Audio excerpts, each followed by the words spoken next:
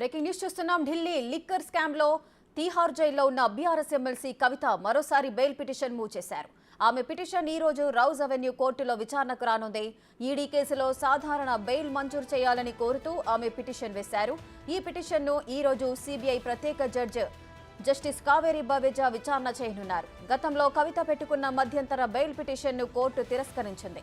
దీంతో ఈసారి సాధారణ బెయిల్ మంజూరు చేయాలని కోరుతూ కవిత తరఫు న్యాయవాదులు పిటిషన్ వేశారు. మరోవైపు ఢిల్లీ లిక్కర్ స్కామ్ లో ఇప్పటి వరకు అరెస్టైన వారికి ఏడాదిలోగా బెయిల్ ఇచ్చిన దాఖలాలు లేవు.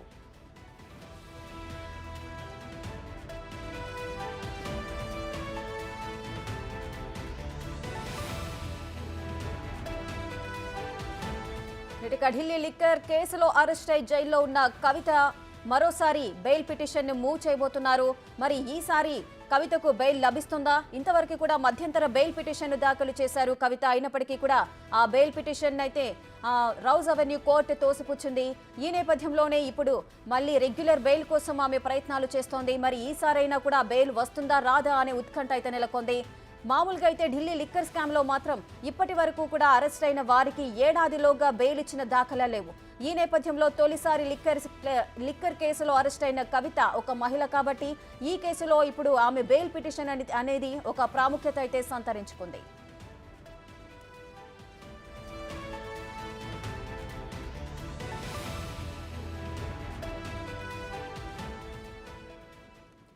ఢిల్లీ లిక్కర్ స్కామ్ లో తీహార్ జైల్లో ఉన్న బీఆర్ఎస్ ఎమ్మెల్సీ కవిత మరోసారి బెయిల్ పిటిషన్ మూవ్ చేశారు. ఆమె బెయిల్ పిటిషన్ కి సంబంధించిన పూర్తి డీటెయిల్స్ మా ఢిల్లీ ప్రతినిధి శివ లైవ్ లో సిద్ధంగా ఉన్నారు.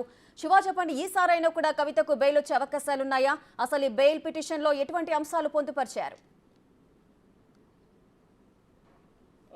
ఢిల్లీ లిక్కర్ స్కామ్లో అరెస్ట్ అయ్యి ప్రస్తుతం ఇటు సిబిఐ ఈడీ రెండు కేసుల్లో కూడా అరెస్ట్ అయిన కవిత ప్రజెంట్ తిహార్ జైల్లో ఉన్నారు. రెండు కేసుల్లో కూడా 23వ తేదీ వరకు జ్యుడిషియల్ కస్టడీలో ఉండబోతున్నారు. 23వ తారీఖుతో జ్యుడిషియల్ కస్టడీ ముగిసిన తర్వాత మళ్ళీ రౌజనీ కోర్టులో కవితను హాజరుపరుస్తారు. ఈలోపు కవిత రెగ్యులర్ బెయిల్ పిటిషన్ దాఖలు చేసిన నేపథ్యంలో ఈరోజు 16వ తేదీన మధ్యాహ్నం 2 గంటలకు రౌజనీ కోర్టు న్యాయమూర్తి కావేరి బవేజా ముందు కవిత దాఖలు చేసిన సాధారణ బెయిల్ పిటిషన్పై వాదనలు ప్రతివాదనలు కొనసాగబోతున్నాయి. గతంలో కూడా మధ్యంతర బెయిల్ పిటిషన్ దాఖలు చేసిన నేపథ్యంలో ఏప్రిల్ 8వ తేదీన మధ్యంతర బెయిల్ పిటిషన్ను తిరస్కరించారు. గతంలో ఏదైతే తన కుమారుడి పరీక్షలు ఉన్న నేపథ్యంలో పరీక్షలకు సంబంధించి ఏప్రిల్ 16 వరకు బెయిల్ మంజూరు చేయాలని కోరిన నేపథ్యంలో దానిలో మెన్షన్ చేసిన ఇష్యూస్ సరైనవిగా లేవు.